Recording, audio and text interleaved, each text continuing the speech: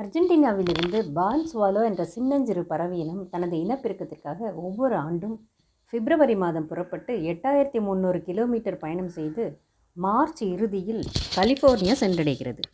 கலிஃபோர்னியாவில் உள்ள கேபிஸ்ட்ரானோ தேவாலய பகுதியில் தங்கி இனப்பெருக்கம் முடிந்த பின் தங்கள் புதிய தலைமுறைகளோடு அக்டோபரில் புறப்பட்டு மீண்டும் 8300 கிலோமீட்டர் பறந்து அர்ஜென்டினாவுக்கு செல்கின்றனர்.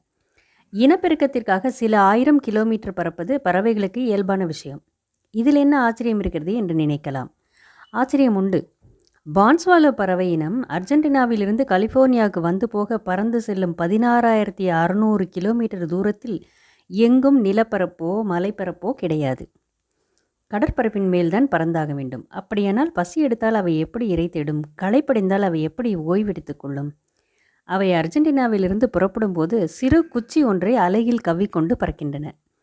எப்பொழுதெல்லாம் அவற்றுக்கு பசியும் களைப்பும் ஏற்படுகின்றதோ அப்பொழுதெல்லாம் அவை கடல் பரப்பிற்கு தாழ்வாக பறந்து வந்து அலகில் கவ்விய குச்சியை கடல் பரப்பின் மேல் போட்டு அதன் மீது நின்று கொண்டு இரை தேடிக் கொள்கின்றன, ஓய்வெடுத்துக் கொள்கின்றன.